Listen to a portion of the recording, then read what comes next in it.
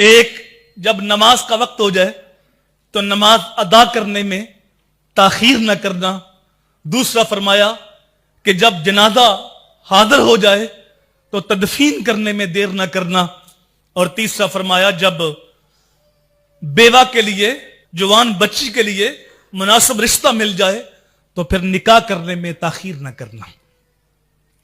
जिन तीन चीजों में ताखीर करने से मना अल्लाह के नबी ने किया।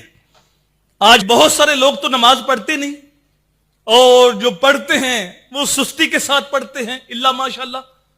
और जनाजा जिसको जल्दी अदा करने का हुक्म दिया गया था, हम 2 दिन 3 दिन 8 दिन लाश को सर्द खाने में रखते हैं कि फलां बरूने मुल्क से आ रहा है, और हम कहते हैं कि औलाद पांव पे खड़ी हो तो फिर हम निकाह करें, जबकि रब कुरान में कहता है कि तुम निकाह करो, अल्लाह अपने फजल से इन्हें गनी कर देगा।